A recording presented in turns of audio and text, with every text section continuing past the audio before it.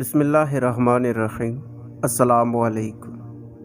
حضرت حسان بن عطیہ کا بیان ہے کہ بنی اسرائیل کے ایک بادشاہ کا انتقال ہونے لگا تو اس کا بیٹا خنوز دور طفلنگی سے آگے نہ بڑھنے کی وجہ سے ایک شخص کو سلطنت سونپتے ہوئے وصیت کی کہ میرے بیٹے کے بڑے ہونے کے بعد زمام سلطنت اس کے حوالے کر دینا۔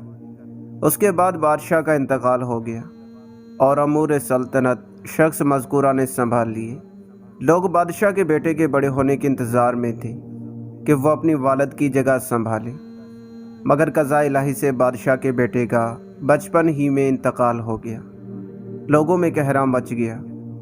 حضرت عیسیٰ علیہ السلام بچے کے جنازے میں پہنچے تو اس کی والدہ سے کہا کہ اگر میں بحکم خداوندی تمہارے بیٹے کو زندہ کر دوں تو کیا تم مجھ پر ایمان لا کر میری اتباع کرو گی؟ اس نے کہا کیوں نہیں۔ حضرت عیسیٰ علیہ السلام نے اللہ سے دعا کی تو بچہ کفن ہٹاتا ہوا اٹھ بیٹھا۔ لوگوں نے یہ دیکھ کر حضرت عیسیٰ علیہ السلام پر برسنا شروع کر دیا کہ تم جادوگر نسل کے ہو، تم نے اپنے جادو سے ایسا کیا۔ یہ کہہ کر حضرت عیسیٰ علیہ السلام کا تعاقب کرنے لگے۔ آپ علیہ السلام نے بلند چٹان میں جا کر پناہ لی۔ ابلیس آیا اور کہنے لگا کہ میں آپ کے غم میں برابر کا شریک ہوں۔ آپ نے ان سے کوئی مال و دولت کا مطالبہ نہیں کیا اور نہ ہی بالشت بھر زمین ان سے مانگی، پھر بھی ان لوگوں نے آپ کے ساتھ بدترین سلوک کیا۔ آپ اگر اس بلند چٹان سے خود کو گرا دیتے تاکہ فرشتہ اجل آپ کو آپ کے رب کے پاس پہنچوا دیتا اور آپ ان بدنہاد لوگوں سے نجات حاصل کر لیتے۔ آپ علیہ السلام نے فرمایا، اے ضلالت کی ساری منزلیں طے کرنے والے کمینے، میرے خدا نے مجھے یہ تعلیم دی ہے کہ میں اپنے خدا سے نہ ملوں جب تک یہ معلوم نہ کر لوں کہ وہ مجھ سے راضی ہیں یا ناراض۔ اس کے بعد ابلیس وہاں سے نامراد واپس ہو گیا۔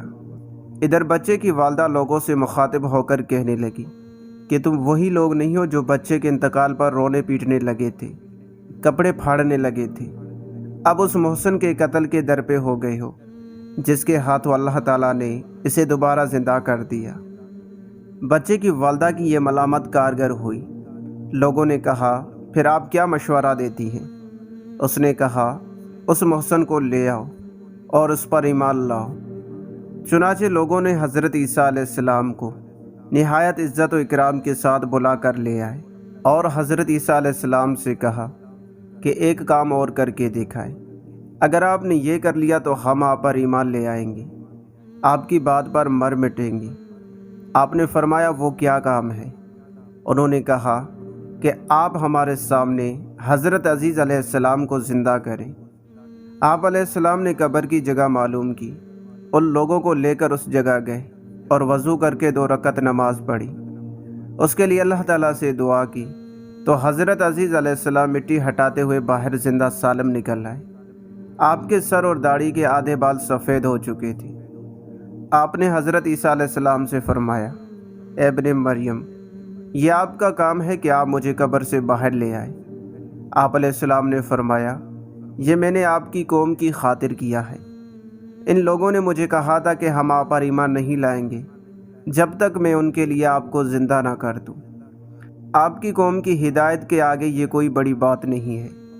حضرت عزیز علیہ السلام نے لوگوں کو نصیحت کی کہ وہ حضرت عیسیٰ علیہ السلام پر ایمان لائیں اور ان کے ارشادات کی تعمیل کریں۔ لوگوں نے پوچھا، آپ تو اس حال میں دنیا سے تشریف لے گئے تھے کہ سر اور داڑھی کے بال سیاہ تھے، اب آدھے سفید کیسے ہو گئے؟ آپ علیہ السلام نے فرمایا کہ جب میں نے زندہ ہو کر اٹھنے کی ندا سنی تو میں نے سمجھا کہ یہ میدان محشر کی طرف جانے کے لیے سور اسرافیل کی آواز ہے۔ اتنے میں ایک فرشتے نے مجھے آ کر بتایا کہ نہیں، یہ تو ابن مریم کی پکار ہے، تو سفیدی یہیں تک آ کر رک گئی۔